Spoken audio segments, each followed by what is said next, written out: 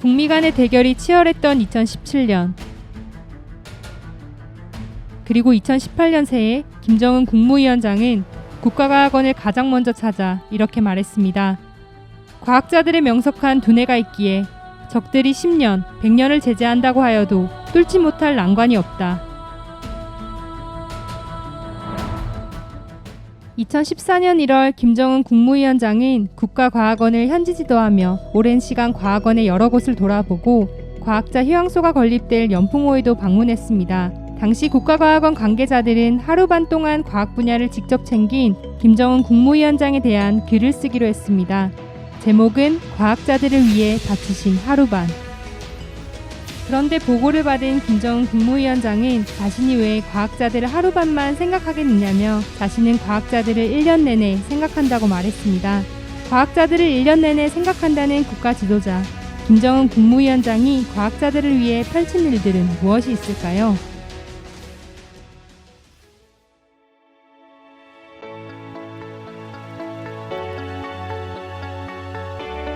김정은 국무위원장은 연풍호를 찾아 과학자들을 위한 최상급 휴양소 건설을 지시하였고 과학자들이 이곳에서 마음껏 휴식하며 과학 연구 사업으로 쌓였던 피로를 풀게 된다면 더 바랄 것이 없다라고 말했습니다.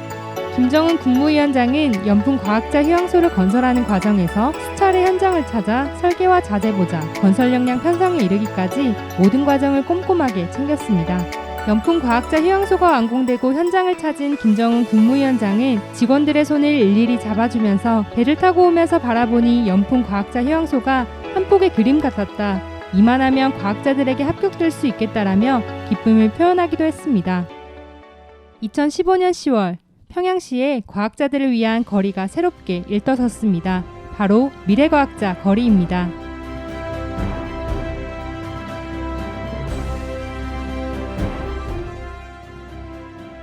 김정은 국무위원장의 지시로 불과 1년이라는 짧은 기간 평양시 대동강변에 수천 세대의 주택과 150여 개의 상업시설을 갖춘 대규모 거리가 생겨난 것인데요. 김정은 국무위원장은 완공된 미래과학자 거리를 방문하여 살림집들의 시공의 질이 최상의 수준이라며 교원, 연구사들이 손짓만 들고 오면 살 수 있게 되었다라고 만족했습니다. 과학자 기술자들을 귀중히 여기고 내세워주며 그들이 과학연구 사업에 전심할 수 있도록 사업 조건과 생활 조건을 보장해 주어야 합니다.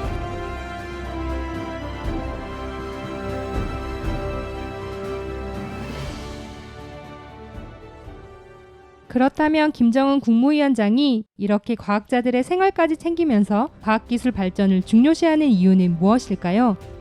바로 과학기술 발전에 인민의 행복이 달려있기 때문입니다. 이를 위해 북한의 과학자들은 본인에게 맡겨진 연구과제를 더욱 힘차게 수행해 나갔습니다.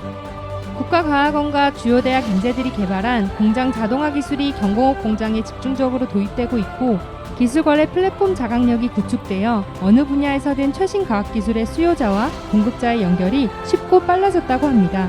농업에서는 모든 작업을 농기구가 아닌 컴퓨터로 하는 지능형 온실을 만들기 위한 연구사업이 활발하게 벌어지고 있고 교육 분야에서는 가상현실 기술과 증강현실 기술, 인공지능 기술을 결합하여 가상교육체계를 확립했다고 합니다.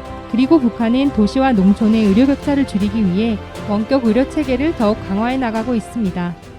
그리고 김정은 국무위원장은 과학자들이 이룩한 성과를 높이 내세워주고 있습니다. 새로운 과학기술로 경제와 주민생활 향상에 기여한 과학자, 기술자에게는 과학기술 분야 최고상인 216 과학기술상을 수여하고 있는데요. 김정은 국무위원장 시기에는 이 중 핵심적인 역할을 한 연구자를 추가로 선정해서 국가 최우수 과학자, 기술자를 시상한다고 합니다. 2019년 새로운 무기체계를 연구 개발한 과학자 103명에게 첨단 국방과학의 고난도 기술적 문제들을 해결하였다라면서 그 공로를 당과 정부의 이름으로 높이 평가하며 군사칭호를 올려준 일도 있었습니다. 김정은 국무위원장은 말합니다. 과학자, 기술자 한 사람 한 사람이 한 개의 사단과 같은 유력한 존재다. 모든 것이 부족하고 어려운 조건에서도 나라의 경제를 발전시키고 인민 생활을 향상시키기 위한 투쟁에서 정말 큰일을 하고 있다라며 과학자들의 가장 앞자리에 내세워주는 국가 지도자 김정은 국무위원장이었습니다.